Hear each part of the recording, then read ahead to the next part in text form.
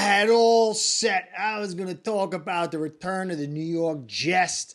I was going to talk about how the Dolphins ended their season, talk about how they gave them the blackest Friday ever, and then Jaelan Phillips got injured. And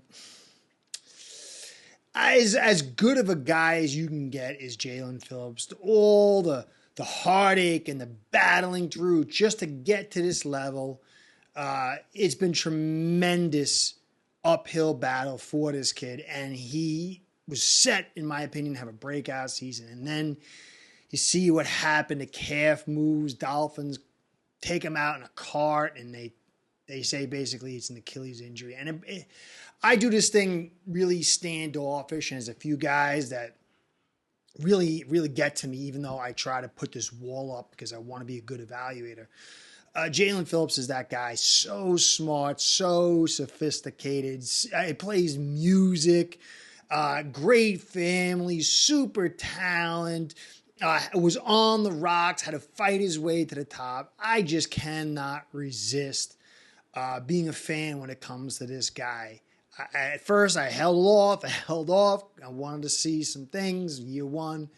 But by year two, at the end of year two, he became my favorite Dolphin. And it's terrible to see this happen. It's a horrible, horrible injury for a guy like him. It's a horrible injury because he wants to show himself in this critical season. And it's going to be a brutal, brutal recovery. Prayers, hopes, everything kind of, you got to rally. If we could find ways to send this guy cards, to flood him with cards because he deserves it.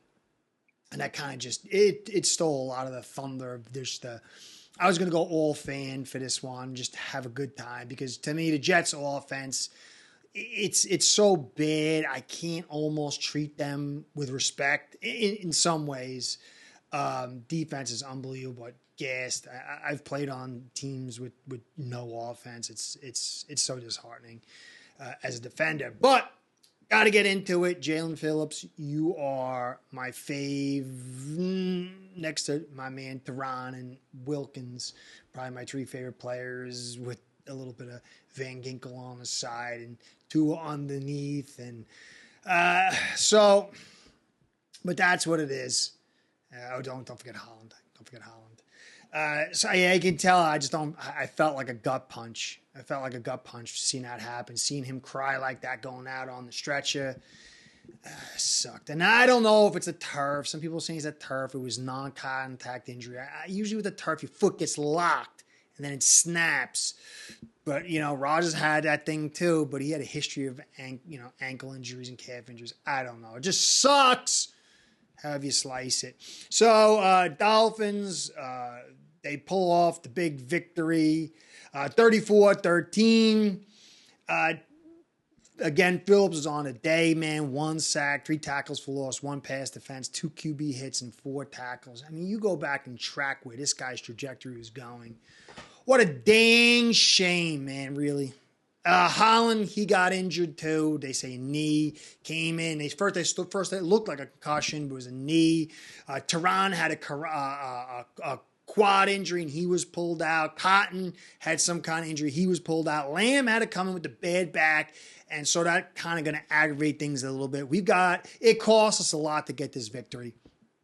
And I said from last week's game to the end of this regular season and likely in the playoffs, it's going to be body blows after body blows after body blows. All these teams, and thankfully we got that 9-day rest before the Commanders almost slipped and said the word that should be not named that I grew up with.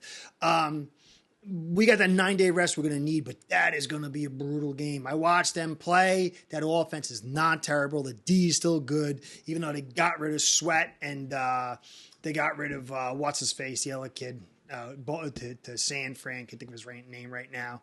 That's still a good team, and it could be snow. We don't know what we're getting. It's going to be cold. So that's going to be another body blow, and we got them coming up. Even another game with these Jets, even though it looks like they kind of folded in, mailed in the season, man. They look like they're done with the whole thing. And then you got Titans, which is Vrabel's going to give us another series of buys. This is going to be a very big test for us to endure. And thankfully we hadn't too many, there was no season-ending injuries really. I mean, you consider win being one, but now this Phillips being down for the season and these piling up of injuries, especially on the offensive line, it's going to be the key. So that 9-day rest is going to be big for us. Big, big, big. I'm really interested to see some of how he's Holland's knee. I hope that's okay. But let's get on to the good stuff. Sorry, guys. I do the evaluator thing almost all the time. This one really got me, man. This really got me. It was bad. So Wilkins, I said at the beginning of the season, this guy was going to take off. He was going to get a major contract. I see people saying, oh, you got the tag anyway.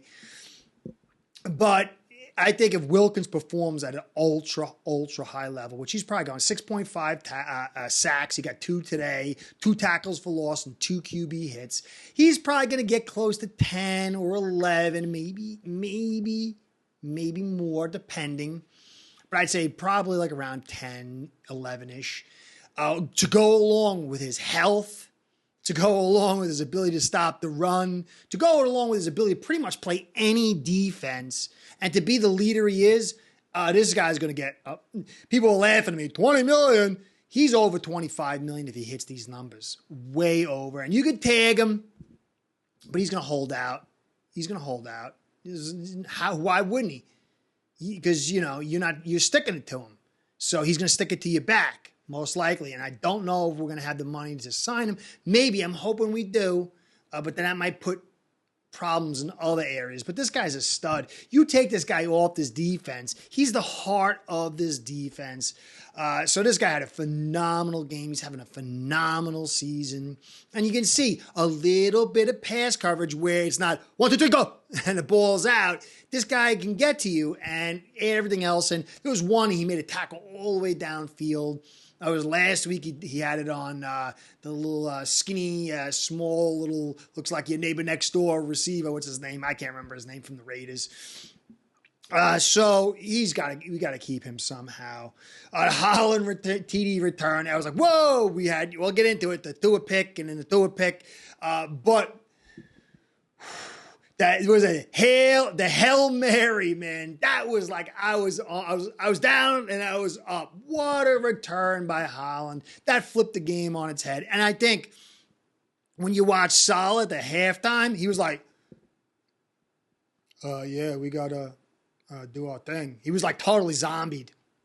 I think Holland broke the spirit of that team. The defenses you got after that Hail Mary and it came back the second half, they kind of weren't really the same. They were getting done. They were getting burnt out. It was ridiculous. That's a really good defense. What a shame. What a waste of an offense to destroy those guys. But I am happy they are the Jets, but still, man, the Hail Mary, man, that broke the back of the coach and the team.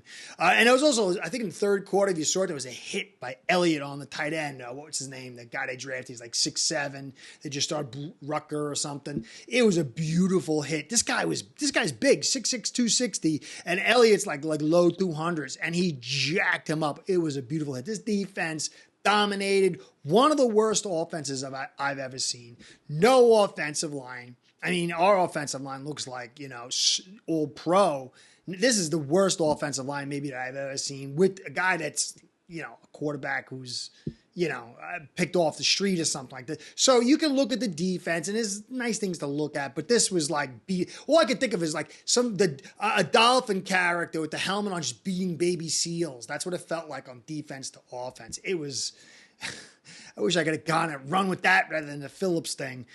So yeah, to me, the Jets O is the worst ever, to use my New York accent.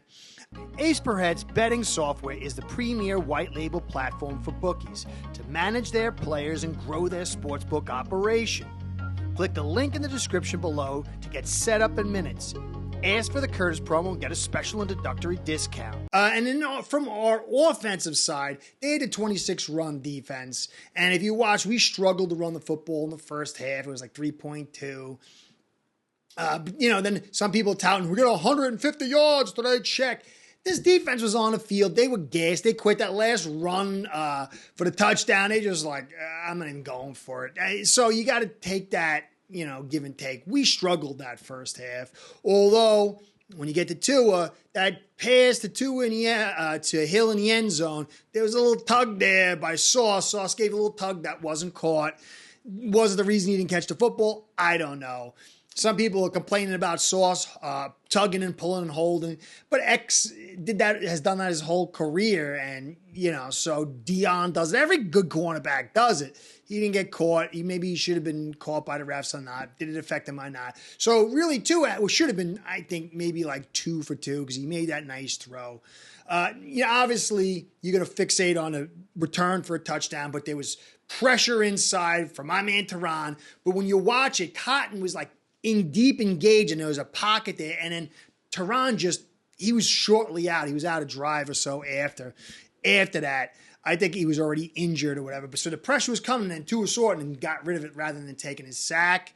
But when you go back and you look, Tua had some really big plays. There was that one rollout. I think it was to Waddle deep on the side. That was on a rope. That was a beautiful pass. It was like this close to being intercepted. But he made some great throws. I didn't like the pick, but I don't know if I like McDaniel going for it at that point. At some point, this guy's got to look. I know, people are going to tell you the offensive line is the greatest thing or whatever. It ain't. Maybe when Teron is back, is still in there with Hunt and Connor, maybe we'll see. But I do think he's curtailed by his inability to attack short, and we suffered in the short. We had the pass to Hill that had the tug by Tua, and some people saying maybe you should have ran it.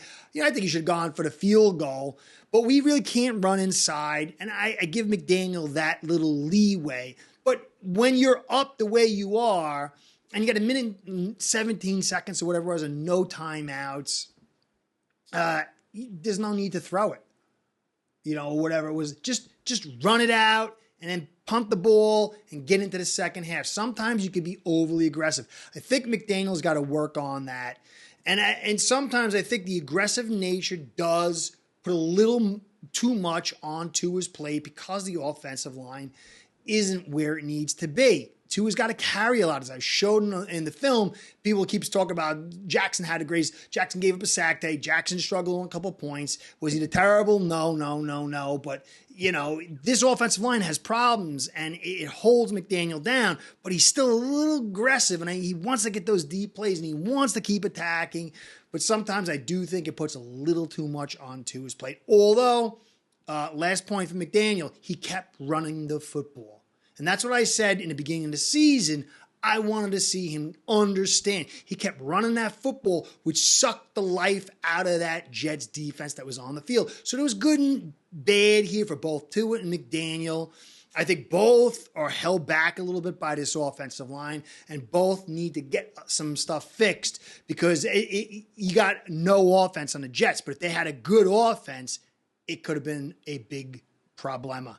So Waddle, Hill, both did their thing. You could see both these guys are stars. Both these guys create leverage. This is a good Jets defense. Yeah, as the game went on, the life was sucked out of them. But you can see in the first half, they were making hay and doing their thing. These guys are both stars. We pulled off the victory. We're 8-3. This is a great spot to be in, but there is this floating concern, most notably without Phillips. Phillips is a big piece, guys. His ability he was getting way better in his run stop, and that was allowing him and Chubb to cap those ends and force teams inside to the strength of our defense. And the pass rush as well from Phillips. Van Ginkel's good. I like Van Ginkel. Last year, people called me an idiot. 2 years before, when I said Van Ginkel had a really good year and Phillips didn't have a great year, everybody was raving about him in his rookie year. And then last year I said he's really good. I think this guy could be used better. I want both Phillips and Van Ginkel to be here. And they're like, he's gone. He's nothing. He's a journeyman. And now everybody loves the guy. He is a good player, but he's not Jaelan Phillips. And Jaylen Phillips needed Van Ginkel to get in there and to float between the middle and the side to give these guys rest. Because a rested D is a tough D. A tired D is a D that gives up big plays. And now you're going to have Agba on the edge. And he had a good game at the end, but he's playing against nobodies. It's not going to be the same. You're paying him a lot of money, but now it's Van Ginkel and Agba, and that's a step down compared to Phillips and Van Ginkel, and that's going to suck. So we got these big games coming up, guys. We're in a great spot. We got to hope some of these injuries, aside obviously for the Phillips one, aren't those long-term things, because Washington will be tough. They can run the football. They're still hungry. They got rid of the D coordinator, and Rivera took over. So now it's personal. They didn't quit. They could put some points on the defense is good, and they got a quick corner who's really good, who can kind of play that man a little bit and kind of get that clock up. Couldn't do it today just because there was no offense and they got gassed. But this 9-day rest is going to be big, guys. But great news for us for the most part. We paid a price. Prayers go out to you, Phillips. But we're in a great spot, guys. Let's just evaluate week to week. And here we are. Washington Commanders next. Guys, thanks for stopping by. Catch you next time. Be well. Go Fins. Get better. Jaylen, get better. Building your own online sports book today by getting signed up with aceperhead.com service that'll allow you to book action on sports from all around the world.